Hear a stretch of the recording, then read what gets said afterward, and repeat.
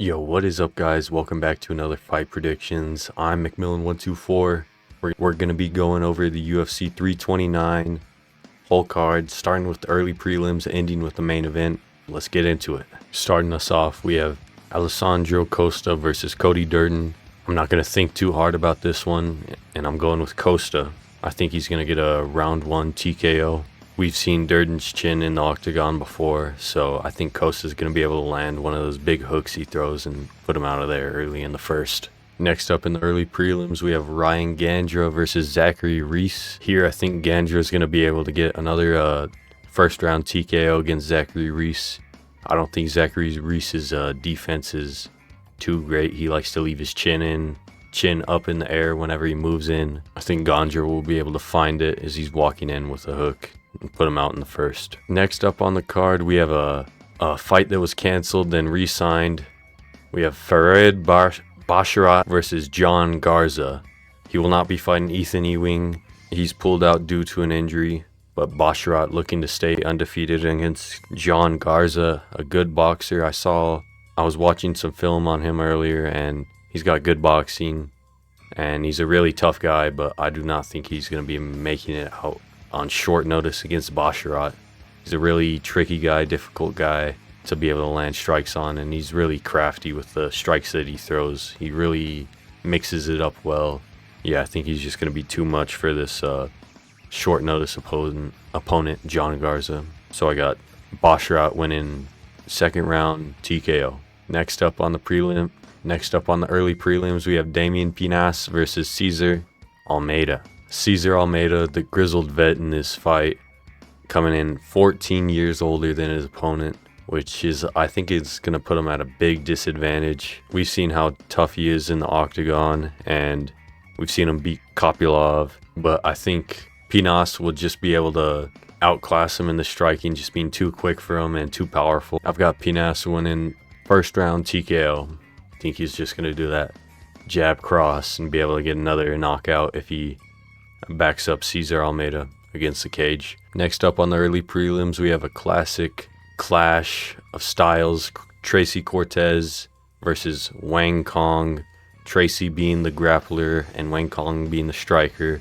I think Tracy's going to be able to grind out a win here against Wang Kong. I think she's going to get in close, do a bunch of grappling, and I think she will probably be getting pieced on the feet, but she'll just win due to control time. That's my prediction, but I wouldn't be surprised if Wang Kong pulled this one out and won her own decision just by being able to shuck the takedowns. Or I think anytime this fight will be on the feet, Wang Kong has a good chance at winning.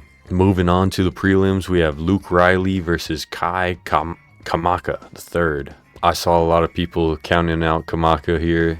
I've got Luke Riley winning here via decision. Both these guys really tough. I don't think either of them are going to get knocked out, but I think they're going to be swinging. But yeah, I do hope Luke Riley will get the dub here, be able to keep his 0 and keep on moving up the rankings. I love seeing new prospects come up through the sport. And for Kai Kamaka, he's been in the UFC before, and he just fought his way back into the UFC. His last fight was an absolute brawl with another younger fighter, and he was landing some really good shots on him and ate quite a few on the chin, but was still just standing, moving forward, able to get his win in his last fight. This matchup is not as lopsided as the odds make it seem. Next up on the card, we have Cody Garbrandt versus Adrian Yanez. Yanez got a pretty good reach advantage in the striking. I think he's going to be able to get a decision win here against Cody Garbrandt and be able to show off his boxing against him. I think Yanez is going to be on the front foot, pushing Cody back the whole fight, and I think he's just going to be stinging him with his boxing. He's got a solid jab, so yeah, I'm picking Yanez to win via decision. Next up, we have a UFC debut, Gable Stevenson versus Alyssa Ellison. If you want to do your research about Gable Stevenson, just look up his loophole tactic, and you'll learn all you need to know. But I do think he's going to be able to win this fight here. UFC is just going to give him a few lobs until he gets to the higher competition level of the heavyweight division, which isn't too high to begin with, but I think he's just going to be too strong, too fast for Ellison and be able to knock him out in the first round. We've seen Gable's chin tested in the regional scene he was working on. So I think he's going to be able to take a few shots if Ellison lands some. I want to see him show off some of his wrestling moves, but I don't think he'll need to. So excited to see the debut though. Next up on the card, the featured prelim for UFC 329, we have Robert Whittaker versus Nikita Krylov. Robert Whittaker's debut at 205. I think he's going to get a dub here. I've got the Reaper by decision. I think he's going to use that lighter man skill and lighter man speed against Krylov and be able to outstrike him, stay at distance, stay away from his power. And this isn't the first time Robert has fought someone bigger than him, taller than him at least. And I think he's going to be able to use his UFC experience and get a classic Robert the Reaper Whittaker dub. Yeah, we're all rooting for Bobby Knuckles here, not gonna lie. And on to the main card. First fight, we have King Green versus Terrence McKinney. I see this fight going two ways. A first round KO for Terrence McKinney, or maybe a masterclass from Bobby Green. Maybe we'll see him just show out and shut out Terrence McKinney as long as he survives that first round with him. That's where Terrence McKinney is most dangerous. But I will be picking Terrence McKinney via first round TKO. I don't think King Green's going to be able to get out of the way of Terrence McKinney's power and speed. Every first round Terrence McKinney has been in has been electric. And we've seen Bobby Green's chin fade over the years. And Terrence McKinney, somewhat of a glass cannon himself. We haven't really seen him go into deep waters that much against fighters. We haven't seen him go out of the first round really. So I'm really excited for this fight. Next up on the main card, another banger. Brandon Raw Dog Royval versus Lonir Kavong. I've got Kavong winning via round 3 TKO. After seeing how he did Brandon Moreno going against the next best Brandon in the division, I think he's going to be able to get a finish. Eventually, there's going to be shifts in the sport where younger fighters are coming up, taking out the old guys, and I think that's just going to be one of these types of fights, yo. Kavong, the new generation, moving up, got really good power in his hands, really defensively sound.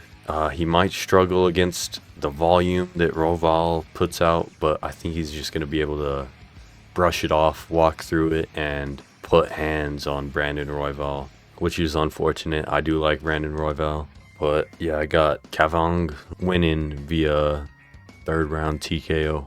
Next up on this card, we have Corey Sandhagen versus Mario Batista.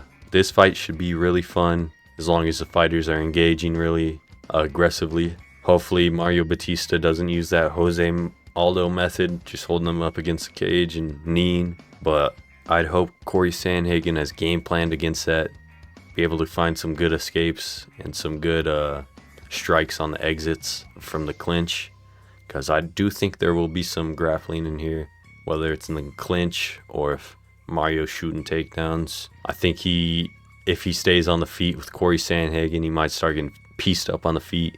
Both of these guys losing to Umar, but I got Sandhagen winning via decision. I think he's just too crafty on the feet, going to be able to land some unorthodox strikes, throw off Mario Batista.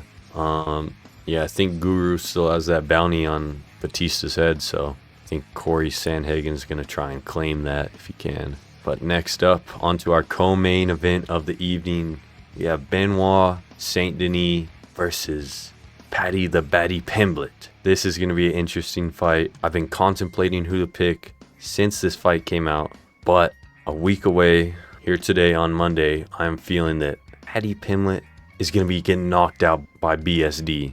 As long as BSD doesn't give up a free guillotine while shooting on Paddy Pimblett, if he does, I think he's going to be able to beat him up on the ground and give him a beating just like Justin Gaethje did, to be honest with you. I think this French specialist will be able to put him out. You already know BSD is going to be on the front foot, pressing Paddy Pimblett. I'm just kind of scared of Paddy's grappling for him. It's going to be an elite fight to elite fighters. I think it's a lot more evenly matched than people think, once again. But yeah, I got BSD winning round 2 TKO. Just don't run into a ghillie, bro. Paddy's ghillie is pretty good. And I know you didn't get finished by the Gilly man himself, Gilly, but just don't run into Paddy Pimblett's Gilly. And for the main event of this great card, we have Conor, the Mystic Mac McGregor, versus Max Blessed Holloway. This is going to be a banger. Just to build up, everything about this is going to be a banger. Oh, it's two. The second time they fought, too. First time was Max Holloway's debut in the UFC, where he did lose via decision, but he's going to want to get that one back. And he's been using Conor's thinking style of saying that if it wasn't a finish, it's not a loss. But I know in the back of his head, he's still holding that loss against himself from Conor McGregor, both coming off losses. McGregor's loss was 5 years ago, though, against Dustin Poirier. Technical loss because broke his leg, but Max Holloway coming off that loss to Oliveira for the BMF belt. But man, I think the best is blessed, and I think he's going to put on a show this Saturday night, because we're going to find out this Saturday night, bro. I wonder how that press conference is going to go. You're going to hear that 50 times from Max, but I'm excited to see what antics McGregor's going to be up to. But a fight at 175 rounds. I heard McGregor was pushing for 3 rounds. That would have favored him a bit more. We don't know how his cardio is in the octagon since he's been out for so long. But I know he was using every enhancer he could to get his leg back in health. He's got that titanium rod through his leg, holding that shin together or whatever. But yeah, I'm so excited to see Conor back in the octagon and Max, both legends of the sport. But I do have Max winning via round 2 TKO.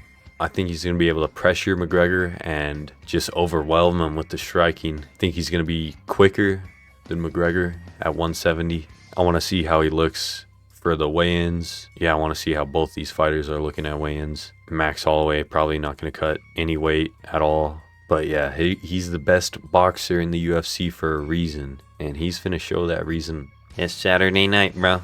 Let me know what y'all think. These picks are all subject to change.